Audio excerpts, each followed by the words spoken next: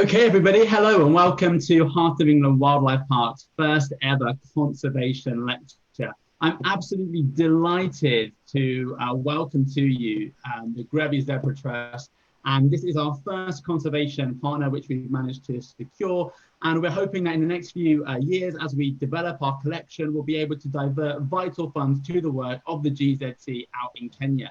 I'm absolutely delighted to be joined today by Sheila Funnell, and also Julius Lekenit of the Grevy Zebra Trust. And I'm sure you'll be glad to hear that this time you won't have to listen to me for the whole of the meeting, but actually I'm going to hand over to the experts, the people who are working out there in the field in Kenya, delivering fantastic sort of attention to detail in managing Grevy zebra populations out in the wild to safeguard this threatened species from the threat of extinction. And without further ado, I would love to pass over to Sheila and to Julius. And what I'm going to do now is share a presentation with you on the screen, which we can all hopefully enjoy over the next half an hour or so.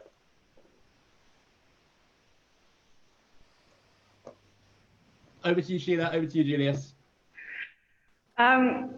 Thank you so much, Martin, for that amazing welcome. We are so happy to be here.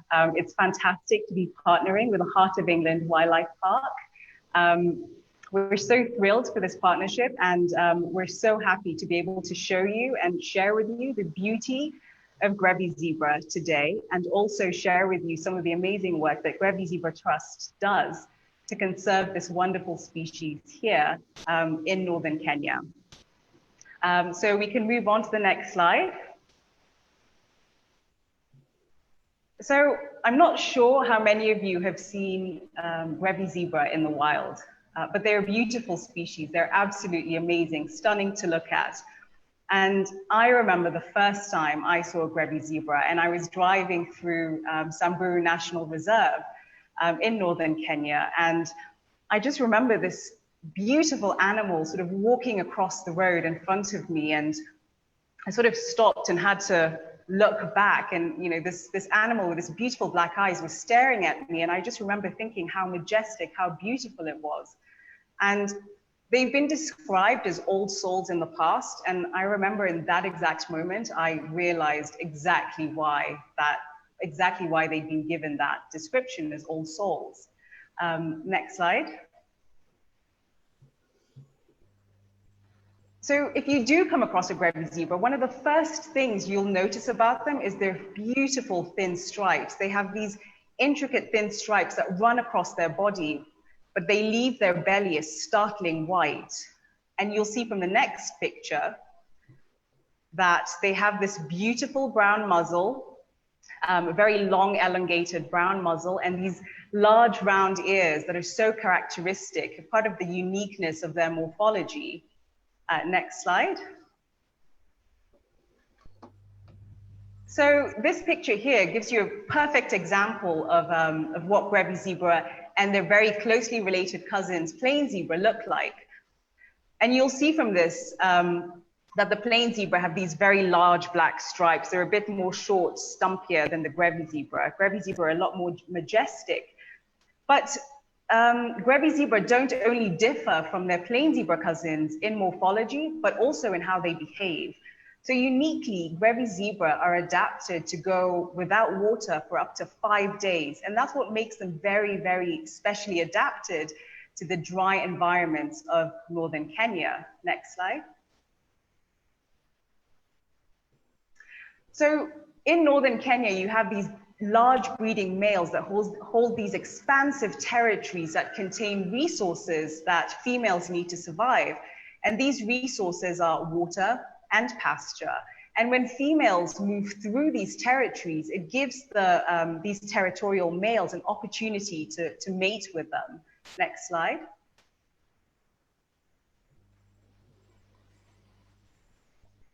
And males that don't yet have territories, or that have not yet established territories, are known as bachelors. And they wait sort of on the outskirts of these stallions' territories to challenge this breeding male and grab their territory from them. Next slide. So Grevy zebra, unfortunately, are endangered. They're only found in the Horn of Africa, in Kenya and Ethiopia, where less than 1% of their range is formally protected. Next slide.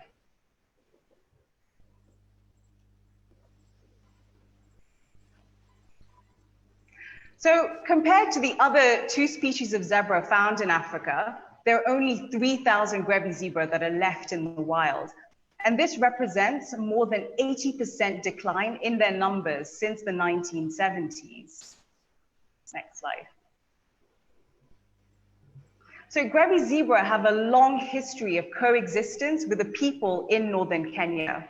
They live in the same habitat as the Samburu, Rendile, and Turkana people in northern Kenya, and they rely on the same resources as their livestock. You can frequently see Grevy zebra and livestock grazing together within the same environment. And Grevy zebra play this critical role in the cultures and traditions of the communities in northern Kenya. They've been known to lead the way to grass and water during times of extreme drought. And uniquely, they're also known to sort of indicate the presence of predators within the landscape. So if Grevy zebra are around, people know that their livestock is safe because the Grevy zebra aren't skittering or running away.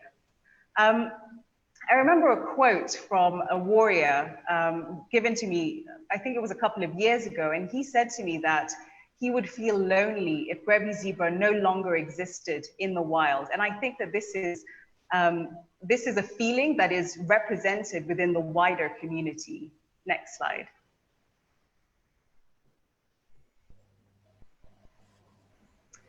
So one of the main threats to Grevy zebra is rangeland degradation. So rangeland degradation has resulted in loss of habitat for Grevy zebra, and this is mainly attributed to overgrazing by domestic livestock in the landscape. Next slide.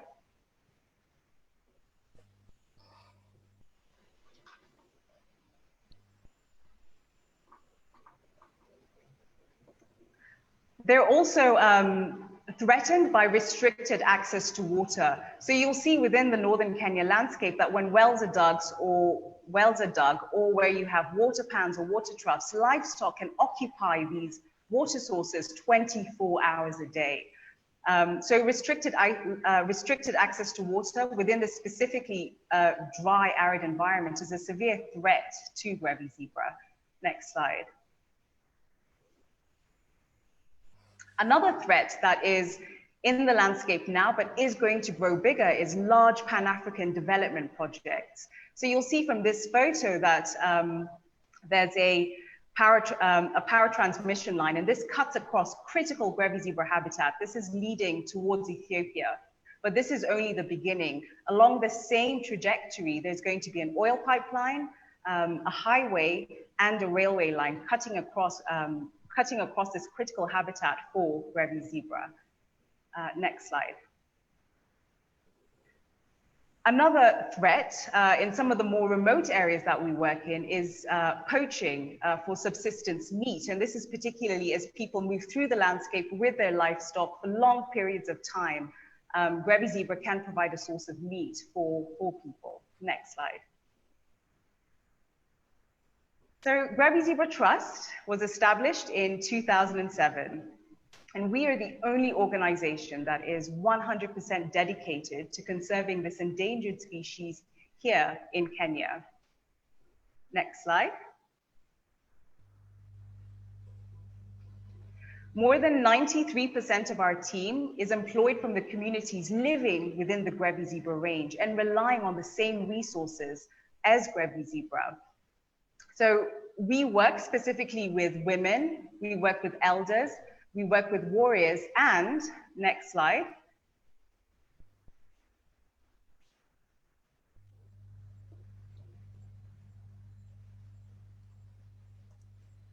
And we also work with school-going and herder children. Next slide.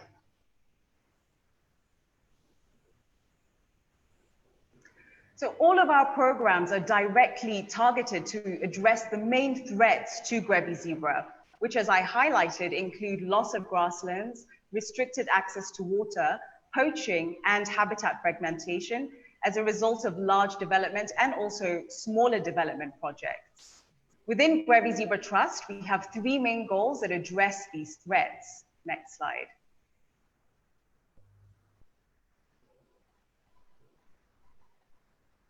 The first of our goals is healthy habitat to support Grevy zebra. And we do this through our rangelands program that works to reverse rangeland degradation within Grevy zebra habitat and ensure that there's enough grass for Grevy zebra and livestock. Next slide.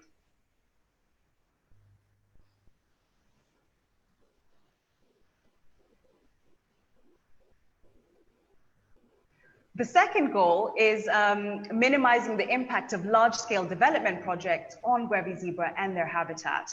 And we are so excited to partner with another organization in the landscape, Ewaso Lions, to address this threat to Grevy zebra and other wildlife in northern Kenya. Next slide.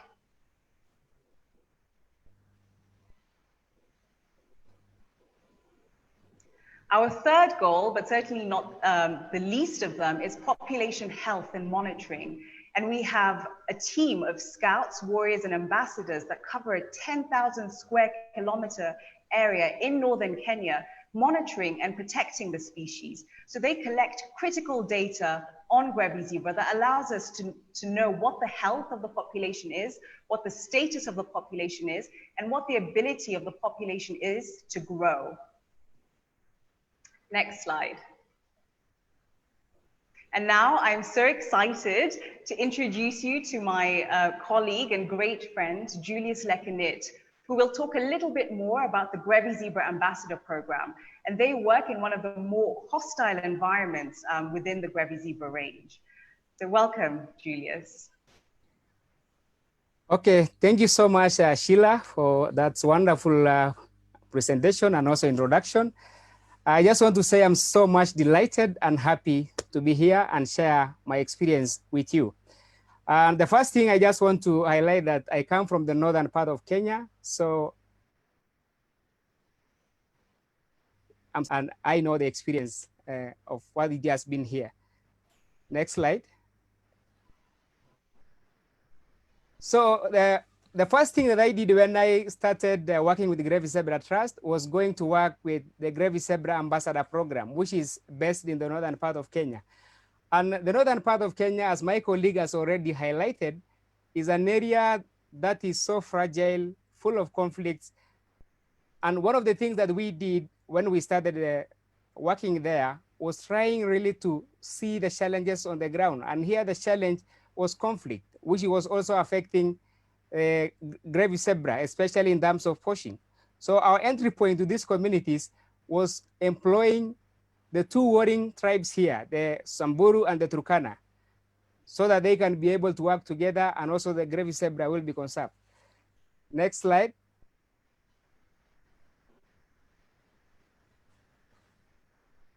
And one of the challenges that we really saw here was the poaching incidents. So our ambassadors, who are the rangers basically, they do anti-poaching. And also the other thing they do, as they do the anti-poaching and monitoring, they really try to engage the local communities, because monitoring the species in this landscape cannot be possible without engaging the local community, talking with them. Next slide.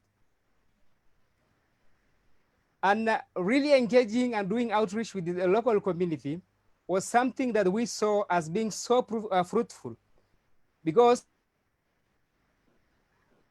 this really, from the 2 warring tribes, having the 2 working together and providing a picture that the 2 tribes can work together, they can dialogue, was really amazing. And one of our key ambassadors here, who is called Micho, really build the trust between these 2 communities such that they can be able to provide them with intelligence information, especially on poaching of Grevy zebra and other wildlife, such that there was an incident that the locals, because they trusted him, they really leaked the information of people who are planning to poach. And the community generally, they came together and they find that particular individual to $200, which is an equivalent of 20,000 Kenya shilling. So that was really so motivating to us and even to the ambassadors who work in that landscape. Next slide. And our ambassadors, as they do monitoring of grave zebra in this particular landscape, one of the things that they really mastered was mediating conflict, really trying to engage the two warring communities to talk together, to dialogue. And this really was really paying a lot, especially in terms of conservation of grave zebra. Next slide.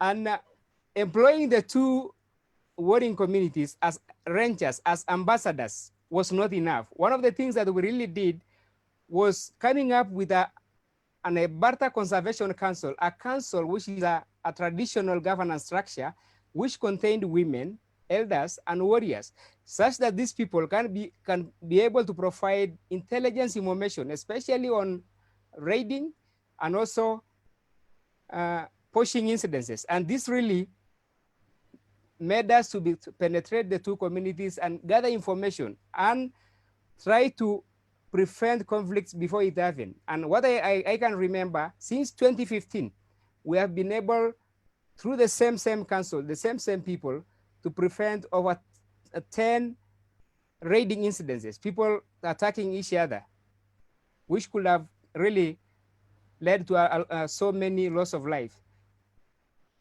Next slide.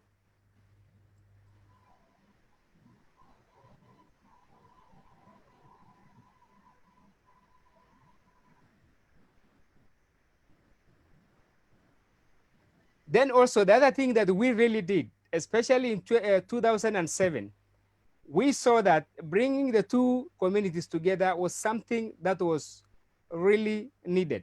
And we brought over 300 people from the Turkana community, the Samburu community, to really come together and share their cultures through dancing, singing, and even showing their own artifacts, which we really saw that it was really crucial.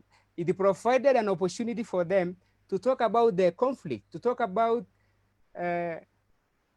peace initiative, peace building initiative. And really, this is what really was needed in the northern part of Kenya. People to dialogue, which has affected them for over 20 years. Next slide.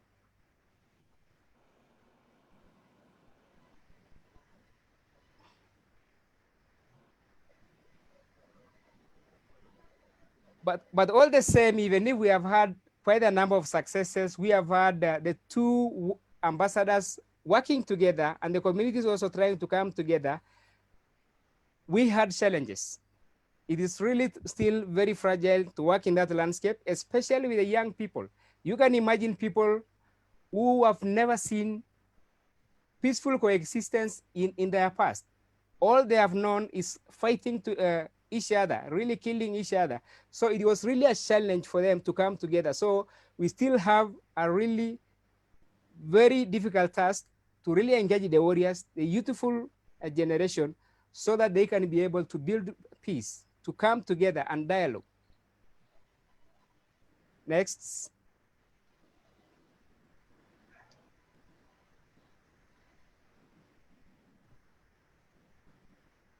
And in 2012, as I was working in this landscape, even though we have had quite a number of challenges, in 2012, it was really rare to see grave zebra. But the two groups of ambassadors from the Turkana and the Samburu side, just seeing the footprints, seeing the poo of the Grevy, it really made them so happy, because they knew in this landscape, there are still gravies. But now in the next picture, you can see that the numbers of gravies have gone up. They can be able to see quite a number of groups. And this really was because of the work that they did, engagement of their local communities, and also them going out there to try to protect this species. Such that in the next picture, I will share with you a story of one of our ambassadors who is called Lenangetai. because of just them working in this landscape, being with the Grevies, they started to have attachment. Such that Lenangetai, the guy you are seeing in the picture, he started giving names to some of the Grevies. That particular Grevy named him Lopono, meaning an ear-nosed Grevy. This to us, who have really worked in this landscape, it's something so amazing. It provides some sigh of relief and happiness. And because of the work that they have really done in this landscape, we have had in the next picture quite a number of increase of variety of wildlife. We have had common zebras, we have had ostrich in this particular landscape, and of course, the lovely species in the northern part of Kenya, which is Grevy zebra. So to me, as somebody who have really grown up here, I've even started to have feelings and see opportunities of just having another Maasai Mara of the northern part of Kenya. So it's seeing and seeing quite a number of other wildlife increasing. So in the next picture, we just want to share with you a small video that shows the work that our ambassadors, our scouts are doing on the ground.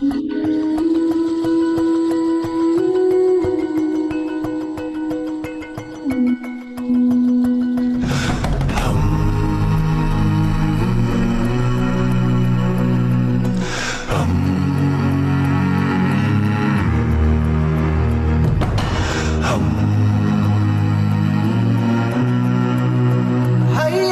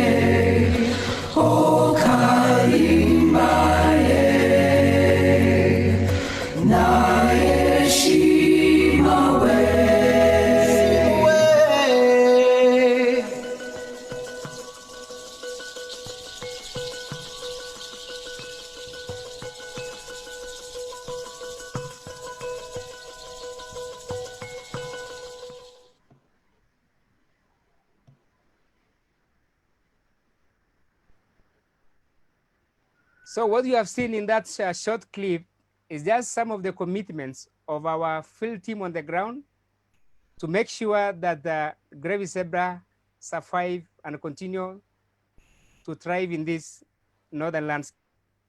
Thanks to our partners, we have now seen the population stabilizing and sustaining. But we really now from sustaining the population to a more increasing population so that we can have the Grevy zebra surviving in the future generation. So thank you so much, and I hope you have enjoyed our presentation.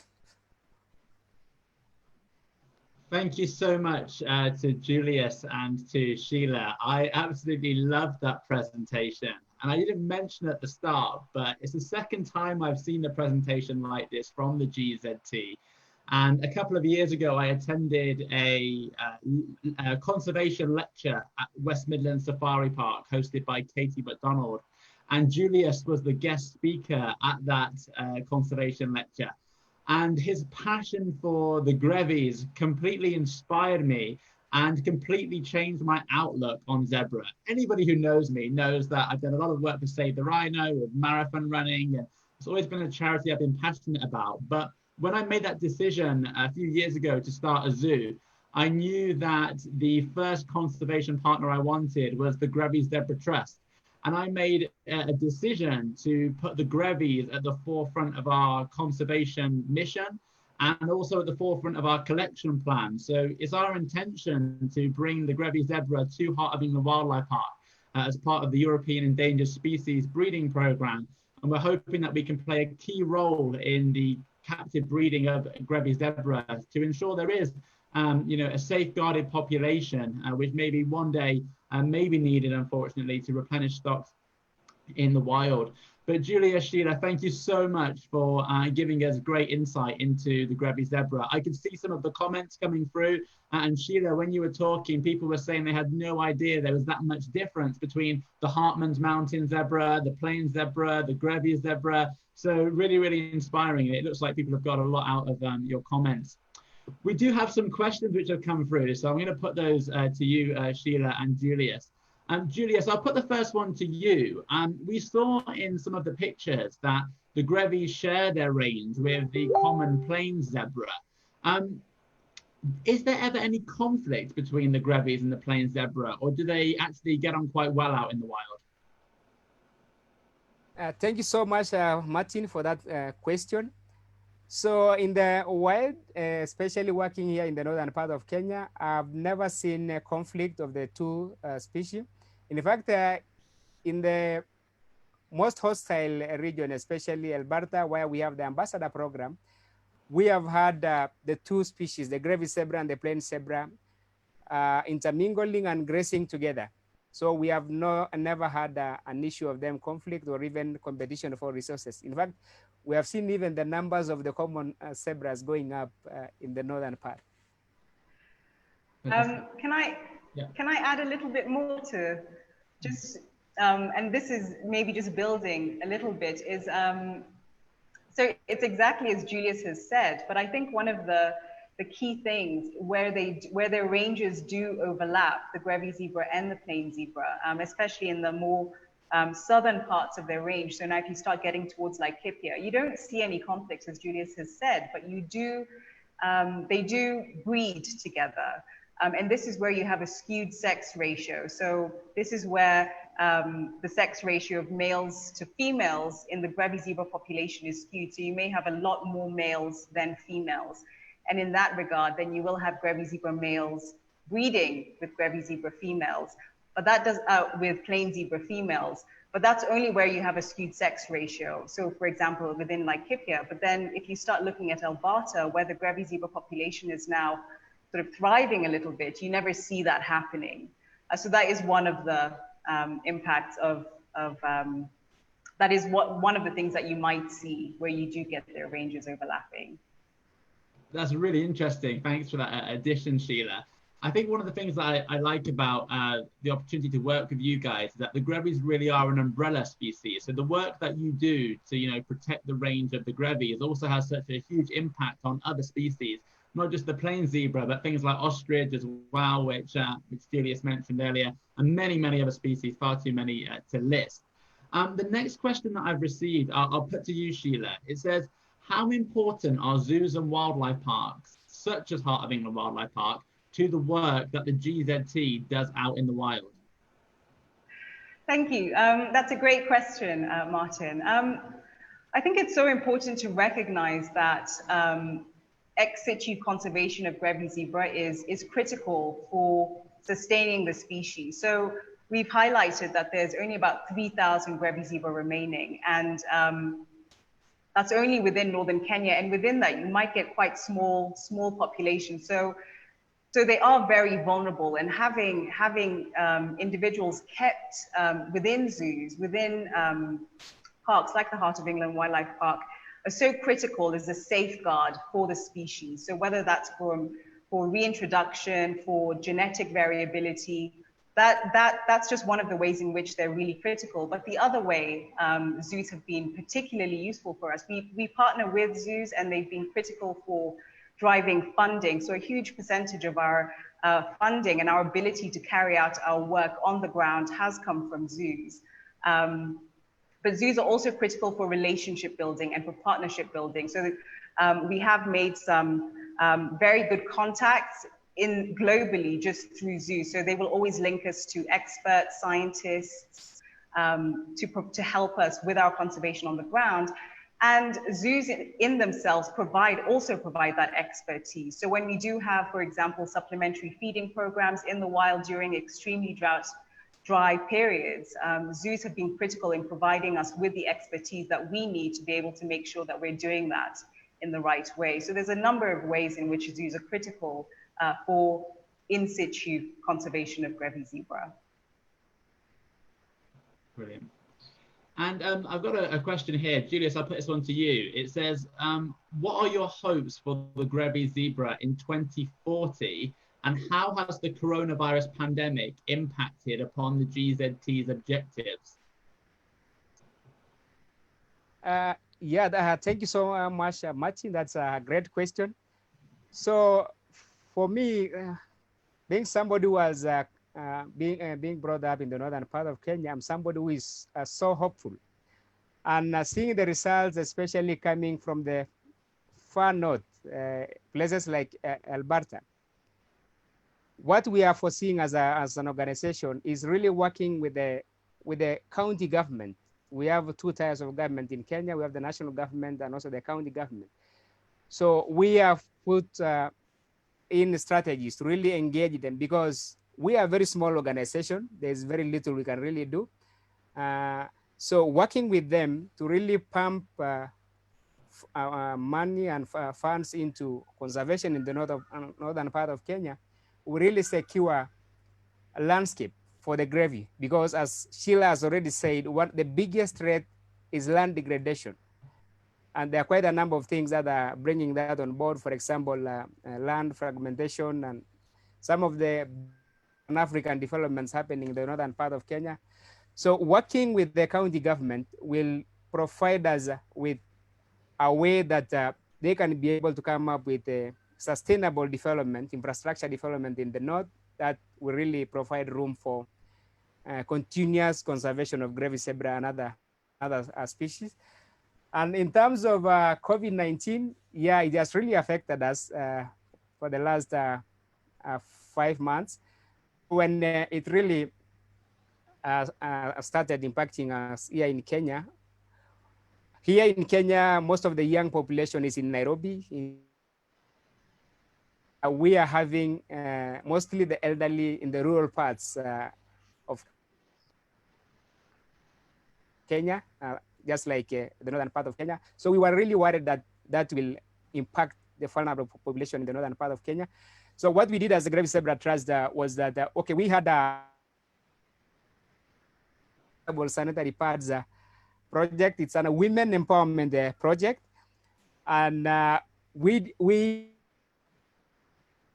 sanitary pad project having the stripes of Grevies, because we really wanted to connect the Grevy zebra conservation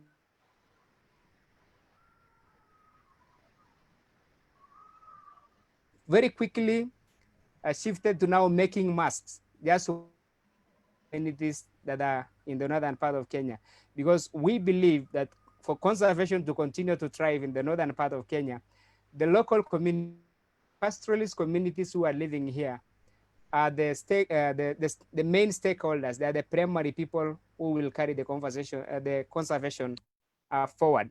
So we made really over 3,000 masks, a Grevy zebra striped mask to the vulnerable and elderly people within the northern part of Kenya, and also we provided some to the schools. So the other challenge that really COVID-19 brought in terms of funds. So most of our funding mostly comes from the zoos and yeah, quite a number of other individual partners. So just as COVID-19 has affected Kenya, it has really affected other parts of the world. So in terms of funding, we have had quite a number of partners withdrawing or holding funds for some time.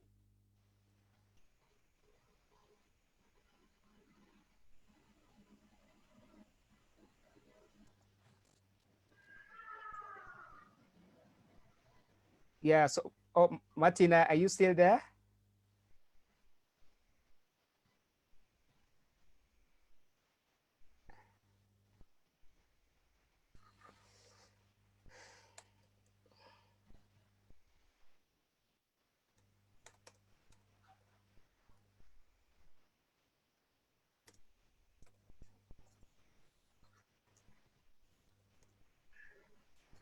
Hi, I'm back. I'm not sure what happened there, but I find it back. So yeah, I think I heard Julius. Amazing what you said about them converting to making mass out in Kenya. That was really, really quite inspiring. Thanks for that insight. So Sheila, I've got one final question for you, and it's about what is the GZT doing to work with farmers to stop overgrazing in the Grevy's range? Thank you. That's a really good question. I think one of the things that is important to say is that, as I highlighted in the presentation, only Grevy zebra range is formally protected. Grevy zebra coexist with people. They have historically done so and continue to do so to this day. So for us, conserving Grevy zebra is not just about Grevy zebra. It's working with communities and ensuring that their livelihoods, of which livestock is a critical part of, are also given just as much priority. So for us, we work with communities to manage degradation. And degradation has occurred as a result of a number of reasons, many of which I can't fully go into now, but it's been as a result of sort of a degrading of cultures and traditions within northern Kenya, a change of livestock that is predominantly kept in northern Kenya. So there's been a shift from cattle. Now we're seeing a lot more small stock, which includes goats and sheep, and also to some extent camels. So what we're doing is working with communities to ensure that they plan their grazing. So we're using livestock as the tool to heal rangelands. And when I say that, you can imagine in the Masai Mara, where you have these huge herds of wildebeest that transverse through to Tanzania, and they go in this cycle, sort of following the rains. And as they move, they'll give the area that they've left a chance for the grass to regrow. So they give a rest period to the land and then move to the next part. And as they move in their bunched, sort of crowded nature, their hooves are sort of digging up the soil. They're providing nutrients to the soil through their urine and through their feces. So that in itself is enabling the land to grow grass. It's enabling the water cycle to take place. So we work with communities to sort of mimic that effect. So we're using livestock management, basically. So we're bunching livestock. We're sort of doing rotational grazing, and where we have practiced that, we've seen such huge success If ever any of you come to Westgate Conservancy in Kenya, in northern Kenya, you can come and visit the site where we have practiced that. And the amount of grass that's there is absolutely amazing. But critically, because people are seeing that we're not sidelining them from conservation, that their livestock is also benefiting from the grass, we have complete buy-in from people, you know, and this is so important because Grevy zebra live with people. I would love to take you up on that invitation eventually to come out to Westgate, Kenya. I know my my sort of head ranger as well at Heart of England Wildlife Park is very, very keen to get out into the field and to see the work that you guys do. That would be fantastic. I really loved seeing the zebra people on that video as well. There's one final question for me, which I'll answer, which is slightly related to zebras. And it says, when are we going to announce where our site is in Redditch? And I just want to reassure people that next week we will be doing a full press release which shows people the Grevy zebra habitat, the landscape plan for Heart of England Wildlife Park, and also we'll be making the comment about the exact location of the site. So next week we will be doing a full press release with all of the information about Heart of England Wildlife Park. And our flagship piece for that press event is the release of the concept art from the artists with the Grevy zebra habitat for Heart of England Wildlife Park leading the way on that particular release.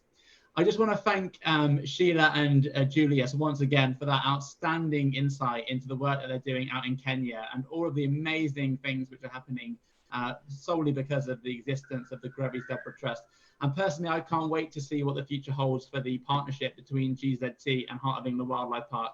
And we're very keen to continue to support you guys. And I know we'll be in touch over the coming months for updates on the ambassador program and also for your conservation work in general. Thank you so much. I know it's late in Kenya. I really appreciate you staying up this late to speak with us this evening. Thank you so much. Thank you, Martin. We were so happy to be here, so happy to share what we do. And I hope you've all managed to get some insight into what we do. And if you have any questions, please do visit our website. You can learn a lot more there and also get in contact directly with us through that.